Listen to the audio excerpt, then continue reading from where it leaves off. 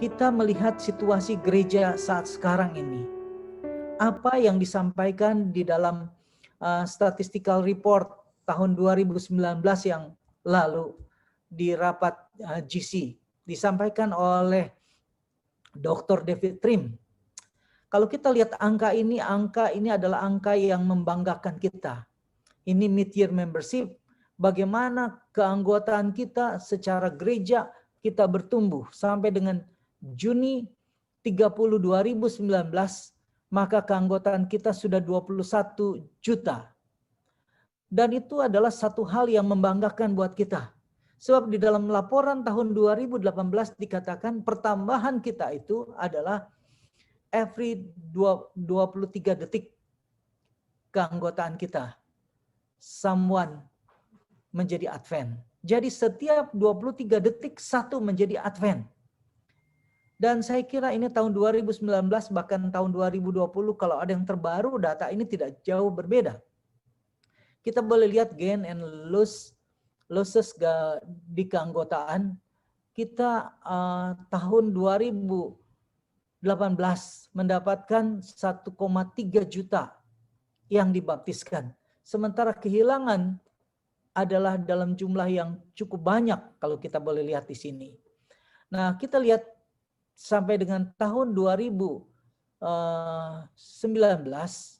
maka keanggotaan kita, ini new members itu sebenarnya sejak 54 tahun, sejak tahun 1964, maka sudah tercatat 37.592.451 orang yang dibaptiskan.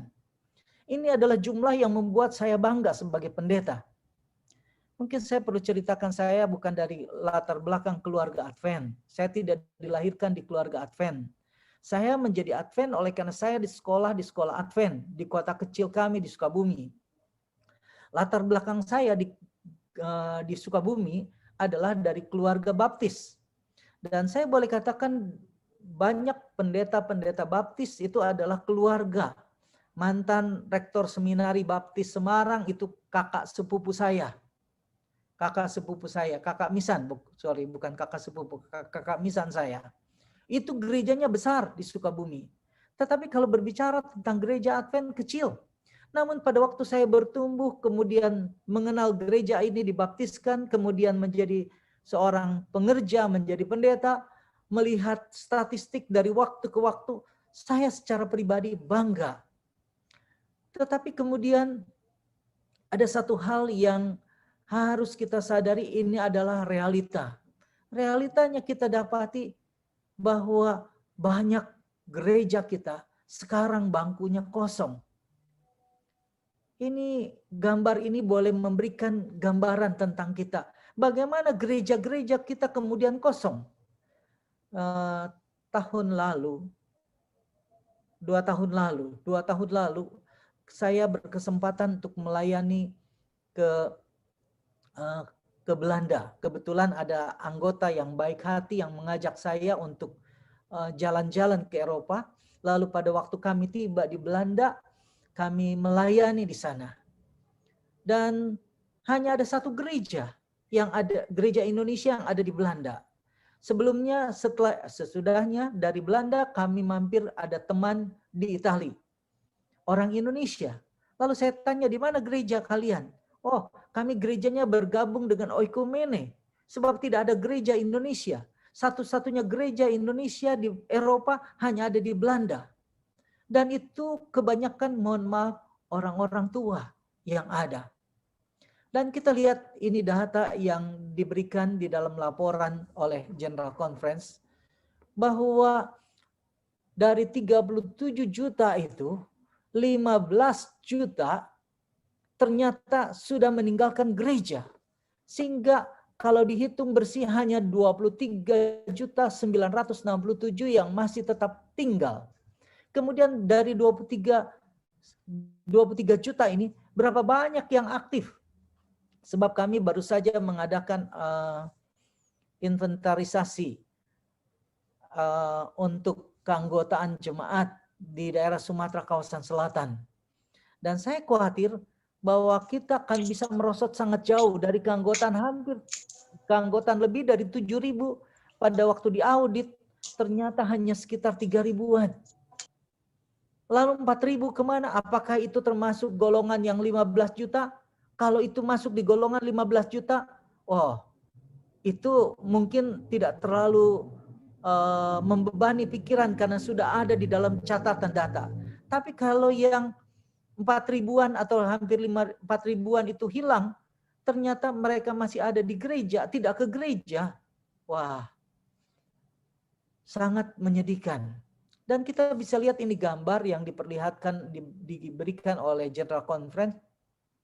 Gereja-gereja kita di beberapa tempat di dunia sudah tutup. Mungkin Pendeta Kuntara kenal gereja ini, saya tidak kenal gereja ini. Ini ada 2 gereja yang mungkin sudah tutup. Kemudian ada gereja yang berikut juga yang mungkin sudah tutup. Dan kalau saya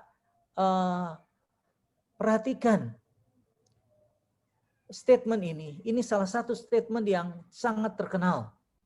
Not 1 in 20. Dikatakan di dalam Christian Service halaman 41. It is a solemn statement that I make to the church that not 1 in 20 whose names are registered upon the church books are prepared to close their earthly history and would be as verily without God and without hope in the world as the common sinner. Sangat menyedihkan kalau kita lihat atau kita dengar, kita baca ini seringkali disebutkan. Nah, mungkin ada beberapa pemikiran tentang not 1 in 20. Ini dituliskan oleh Nyonya Ellen G. White pada tahun 1893. Bisa saja kalau situasi sekarang ini sama dengan situasi tahun 1893, maka statement ini bisa dipraktekkan, bisa diterapkan. Tetapi kalau situasi yang kedua adalah kalau situasi hari ini, mungkin lebih baik kita berharap dibandingkan dengan tahun 1890, maka jelas bahwa ini tidak bisa diterapkan. Berarti mungkin lebih banyak, tidak 1 di antara 20. Tetapi yang ketiga ini lebih buruk. Kalau situasi sekarang ini lebih buruk dari tahun 1893 pada waktu Nyonya White berbicara tentang statement ini. Wah, mungkin lebih kurang dari 1. Kalau kurang dari 1 saya tidak tahu lagi. Mungkin not 1 in 20, bukan. Barangkali mungkin jumlahnya 0,5 dari 20.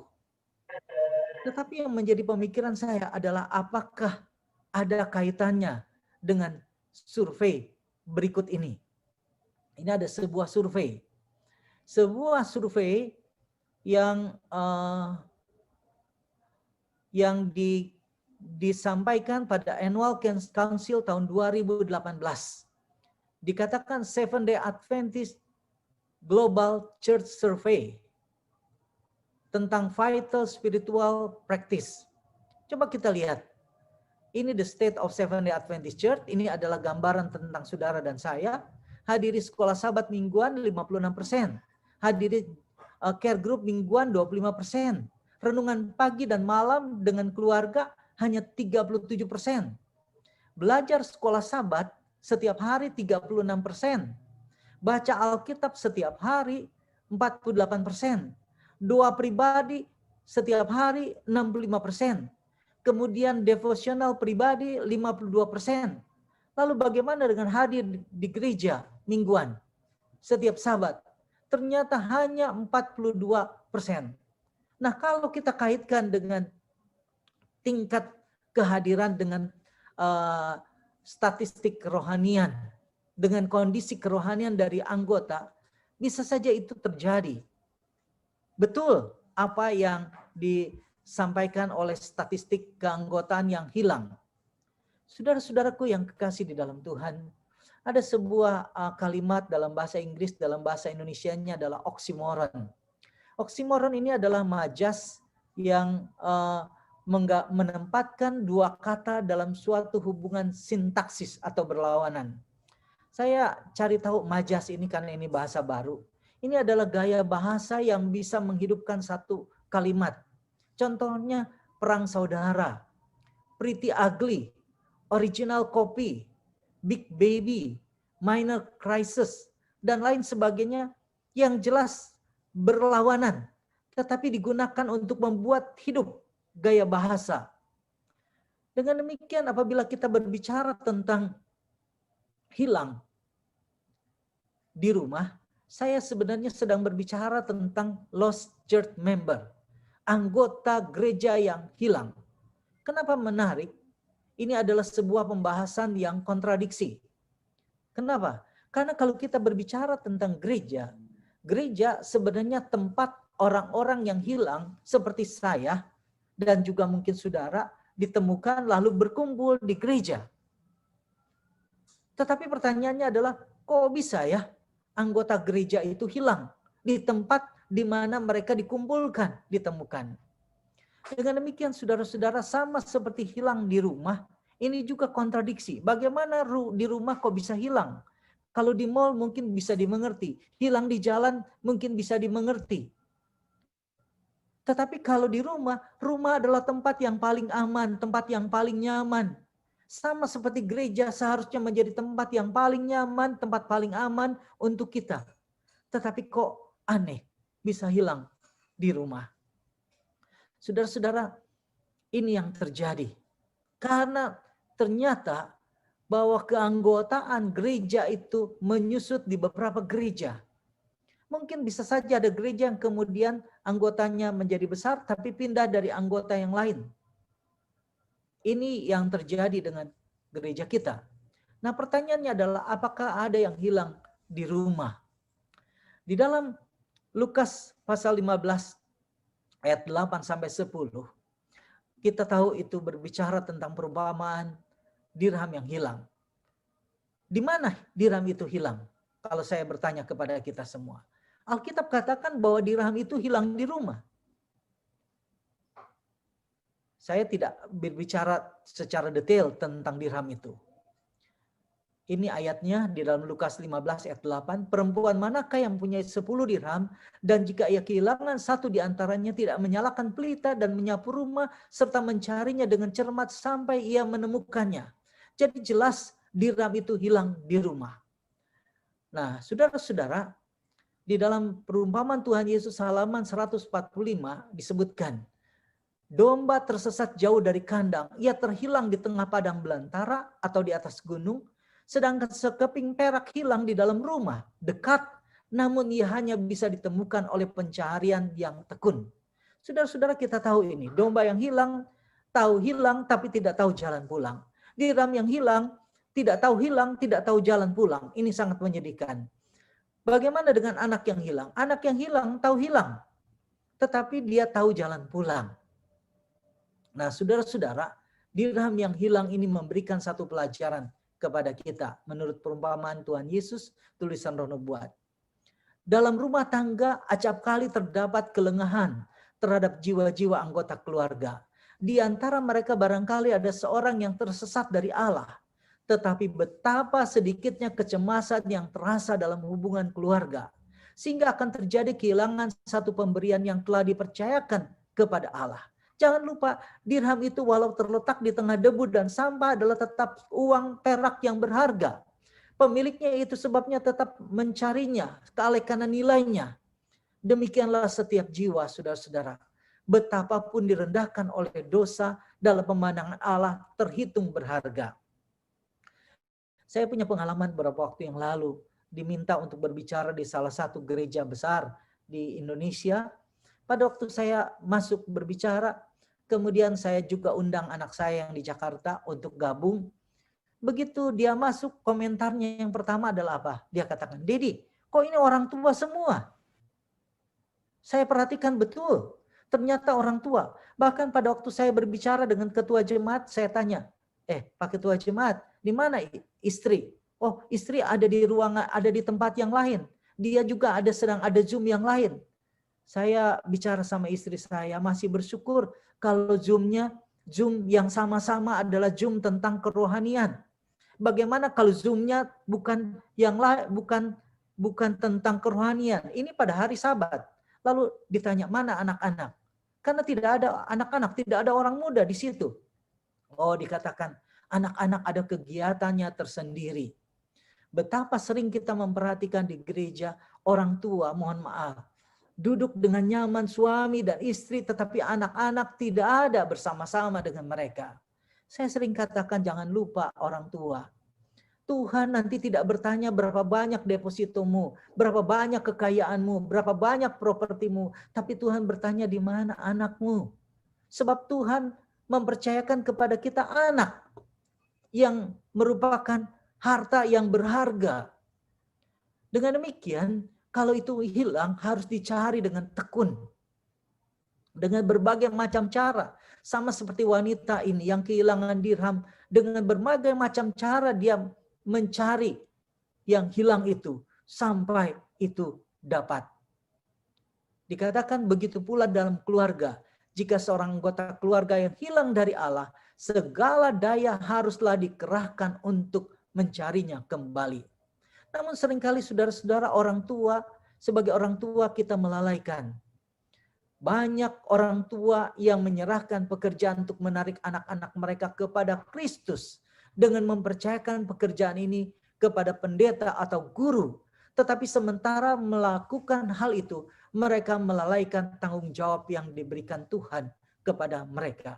Jangan lupa bahwa kita punya tanggung jawab sebagai orang tua untuk mendidik, membesarkan mereka, bukan hanya menyekolahkan mereka, tetapi memastikan bahwa mereka menjadi ahli waris kerajaan sorga.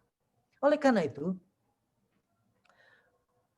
pertanyaannya adalah apakah kewajiban kita kalau anak kita hilang? Kita harus mencarinya. Tetapi bukan hanya anak kita.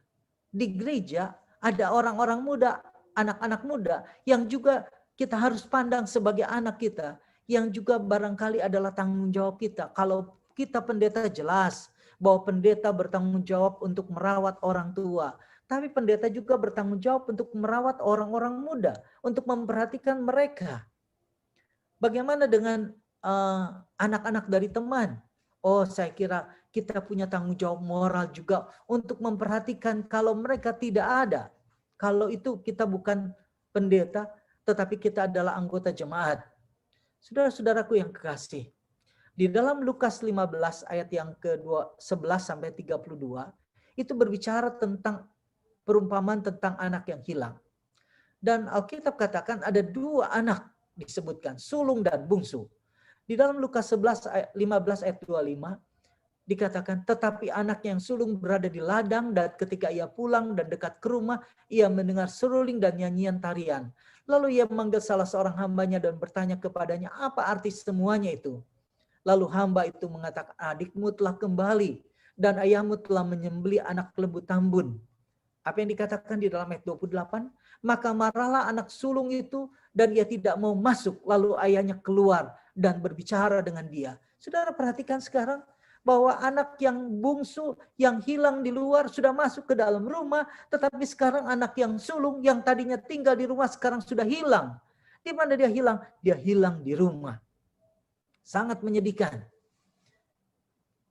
Dengan demikian, kita harus mengakui bahwa ada yang hilang di luar, tetapi ada yang hilang di rumah.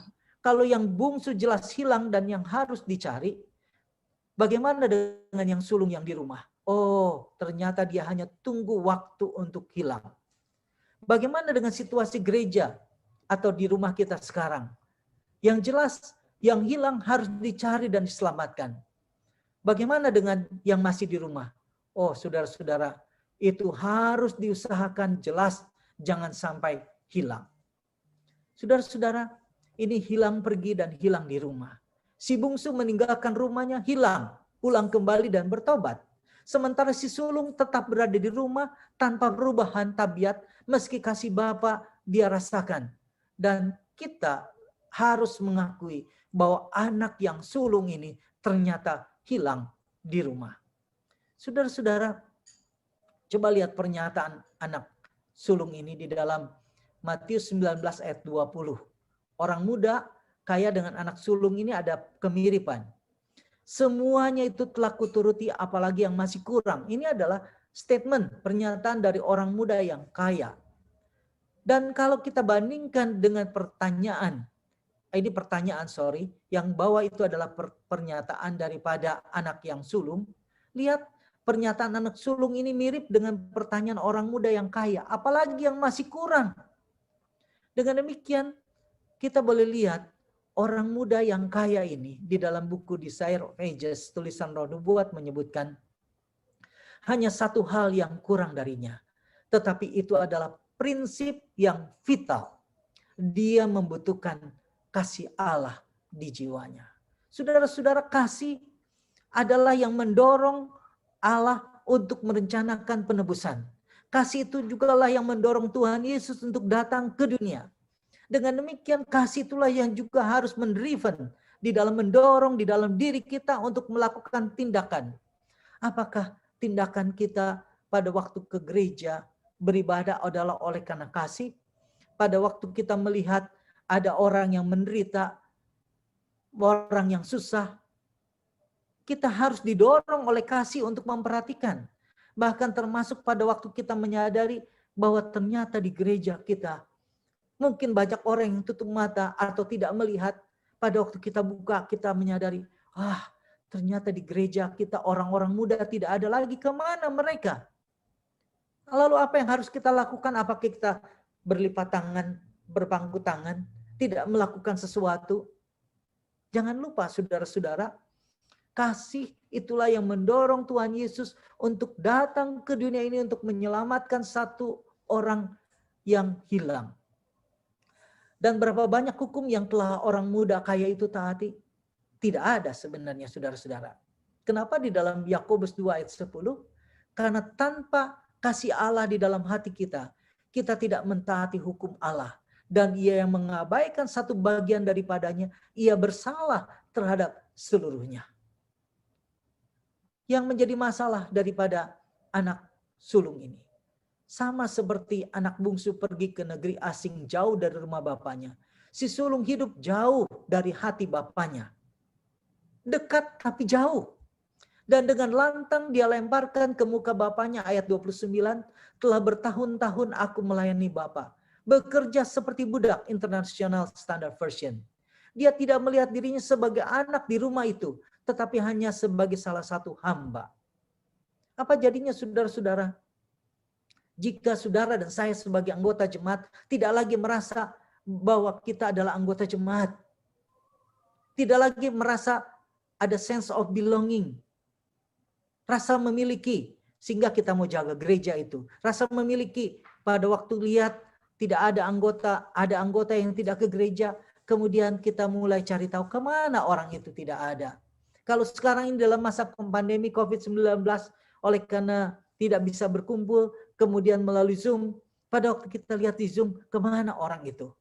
Apa yang terjadi jika kita tidak lagi merasa sebagai anggota jemaat? Saudara-saudara, hal yang menyedihkan akan terjadi. Tidak lama lagi orang itu akan hilang. Hilang di mana? Hilang di rumah, bukan hilang di jalan. Kalau begitu apa yang harus dilakukan? Ini survei of former and inactive Adventist Church members by the Center for Creative Ministry. Ini sangat menarik melihat survei ini. Tapi sebelumnya izinkan saya untuk membaca satu statement. Dikatakan pekerjaan yang paling agung, pendidikan dan pengajaran kepada anak-anak mereka supaya menjadi anggota jemaat Allah, umat Allah adalah merupakan pekerjaan yang paling agung yang dapat diberikan orang tua kepada Allah. Ini merupakan satu pekerjaan yang menuntut kesabaran, ketekunan, dan panjang sabar seumur hidup. Kalau kita melalaikan kepercayaan yang diserahkan ini, berarti kita membuktikan diri kita sebagai penatalayan yang tidak setia. Tidak ada dalih yang akan diterima Allah dalam kelalaian yang demikian. Dengan demikian, sebagai penatalayan, kita bukan hanya berbicara tentang uang, tetapi kita berbicara tentang jiwa-jiwa yang hilang. Dimanapun kita berada, di sana ada dirham yang hilang, yang menunggu supaya boleh dicari, ditemukan. Ada anak yang hilang barangkali, ada domba yang hilang yang ada di tempat yang jauh. Dari hari ke hari kita bertemu orang yang tidak menaruh perhatian dalam perkara rohani.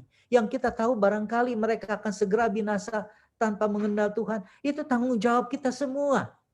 Kalau itu di gereja, jelas bahwa kita perlu memastikan bahwa jangan sampai ada jiwa-jiwa yang hilang. Dan nilai satu jiwa di dalam perumpamaan Tuhan Yesus, halaman 147, nilai satu jiwa, siapakah yang dapat mengukurnya? Apakah engkau mengetahui nilainya? Pergilah ke Golgota dan di sana perhatikan bersama-sama Kristus melalui jam yang penuh sengsara ketika dia meneteskan keringat seperti darah. Lihatlah kepada juru selamat yang disalibkan. Dengarkanlah teriakan kecewa. Allahku, Allahku, mengapa engkau meninggalkan aku? Kita melihat kepala yang terluka, tubuh yang tertikam, kaki yang dipaku. Ingat saudara-saudara, bahwa Kristus menanggung semuanya itu adalah untuk saudara dan saya, untuk menebus dan menyelamatkan kita. Dengan berdiri di kaki salib, kita mengingat bahwa untuk satu orang yang berdosa, untuk saya yang berdosa, untuk saudara yang berdosa, Kristus mau menyerahkan nyawanya. Dengan demikian, dapatkah kita memikirkan nilai satu jiwa, menaksir satu jiwa yang hilang di luar di sana, tetapi ada juga jiwa-jiwa yang hilang di rumah. Ini satu data yang sangat menarik. First contact with the Seventh-day Adventist Church. Coba lihat, menurut penelitian ini ternyata 30% oleh karena mereka dibesarkan di rumah tangga Advent. Kami punya 2 anak. Dua-duanya ada di gereja, puji Tuhan. Dan saya mau katakan itu bukan kebetulan. Kami berdoa banyak, kami membesarkan mereka dengan doa, kami membesarkan mereka dengan membaca Alkitab, kami membesarkan mereka dengan melalui kehidupan bersama-sama yang di mana mereka bisa melihat inilah kehidupan sebagai umat Tuhan. Kemudian kita lihat 28% melalui teman. Kalau itu KKR, kalau pendeta, ternyata didapati hanya 23%.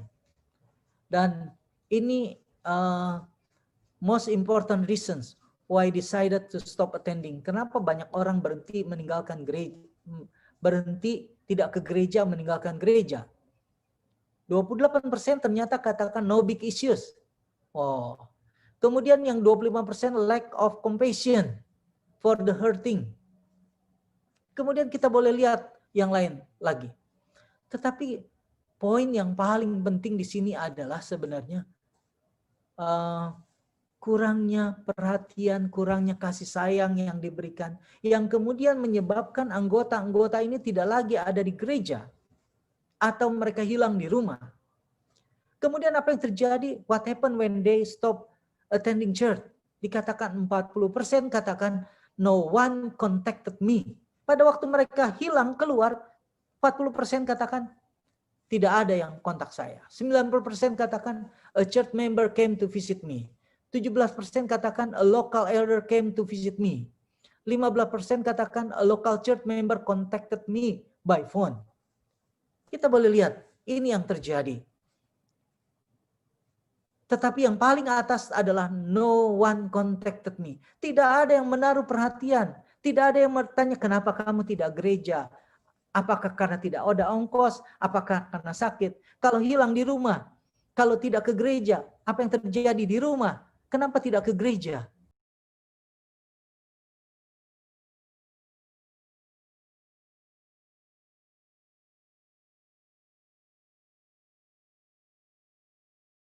Kesimpulannya, orang keluar karena berbagai alasan yang mungkin tidak ada hubungannya dengan gereja. Anggota tidak selalu bertanggung jawab kepada orang percaya baru, apalagi jika mereka telah diberi pelatihan. Tetapi jika Anda mencintai mereka, mereka akan tetap tinggal.